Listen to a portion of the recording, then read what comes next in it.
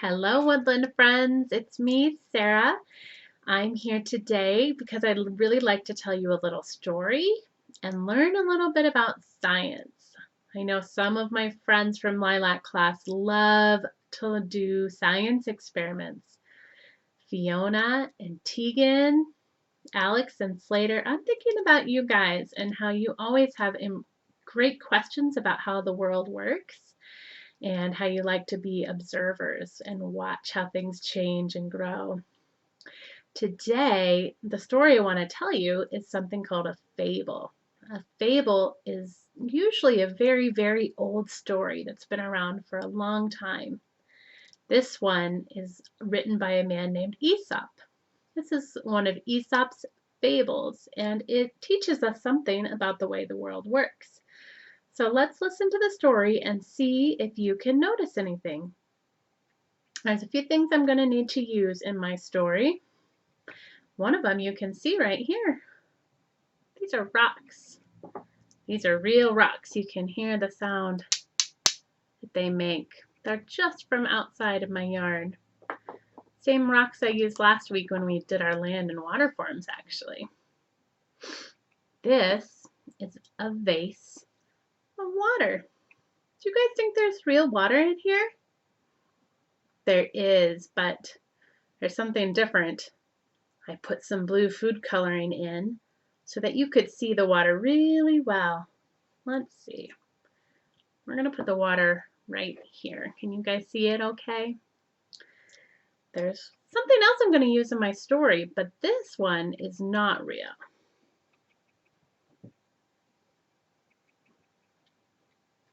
What kind of bird is this? That's right, it's a crow. You can also call it a raven. I know that Miss Karen has been telling some good stories about the raven in Linden class, and last year she told them in Lilac class. This is a story about my friend the raven. One day, the raven was flying through the woods.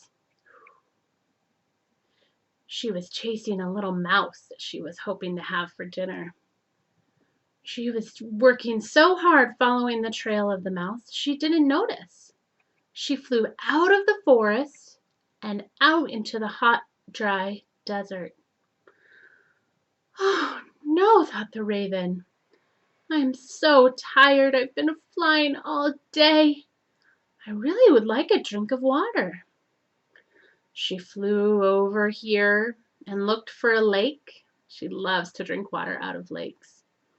She didn't find one. She flew over here and looked for a creek. There's no creeks in the desert. Oh my goodness, how am I going to get a drink of water, she thought.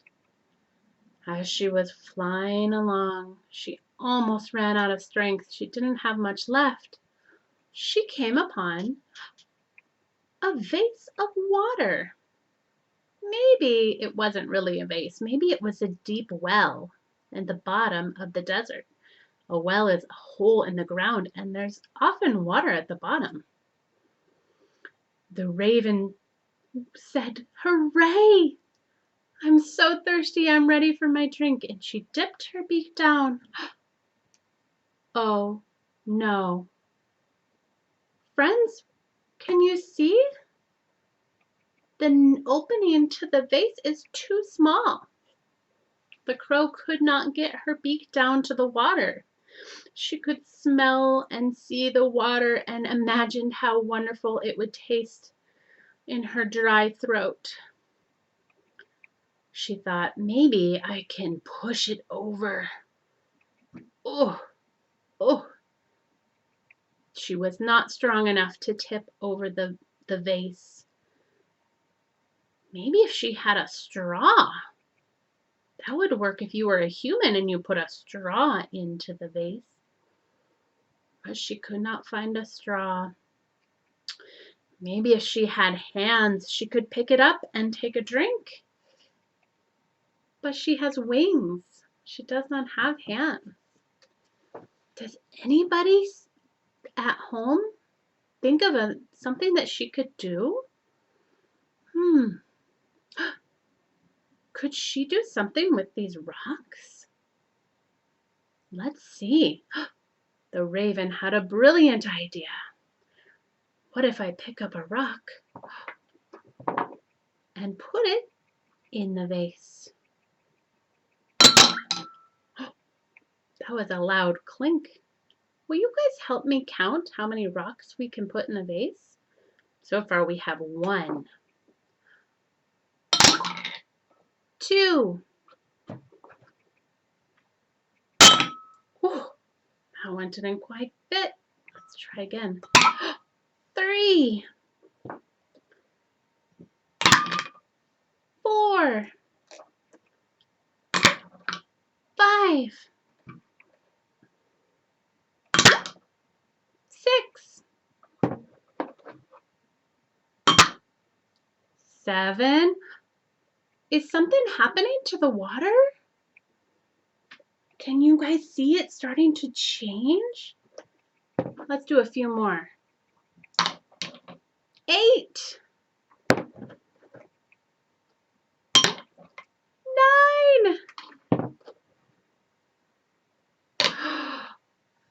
10 rocks into the vase, and look at what happened. The water rose up to the top, and she could dip her thirsty beak in and drink as much water as she wanted. What a smart raven she was. Can you guys see all the rocks in there? I have a few questions for you to think about. What happened to the water? Did more water get into the vase? Have you ever been in a bathtub and noticed that when you step into the tub, the water rises up just like this? This is called displacement. That's a big word that means that the rocks took up space, and that space displaced the water, just like when you get in the bathtub. Maybe you would have fun at your house finding a jar or a cup or a vase and putting a little bit of water in it. Maybe you could count how many rocks you need to put in to make the water change. It's a really fun way to practice with water. I want to show you one other fun science experiment that you could do at home. It also has to do with water. I have 2 cups here. This time I put some green water in. There's this one and this one. Can you guys look very closely at this tall glass of water and this short glass of water? Can you tell me which container has more water in it? I'm going to point to it, and if you think it has more, you can raise your hand. This one or this one? Let's see if we can find out. To find out which one has more water, we'll pour them into these 2 cups. These are the exact same size, so we can measure. I'll pour the tall one first.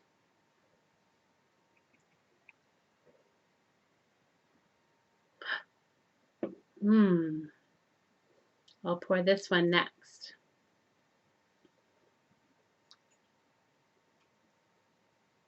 Oh my goodness. Which one had more? I'll hold them up close so you can see. They're the same. They had the same amount of water in them, but it looked very different when it was in a different size glass. I don't know if I can pour this one back in. Tricky. I spilled a little bit. I might need to go get a towel. This is an idea called conservation. That's another big idea, and it's one that's really fun to play with. Even though it looks different, the water stayed the same amount, even when it was poured into a different container. Thank you guys for joining me for some fun science projects. I'll see you next time.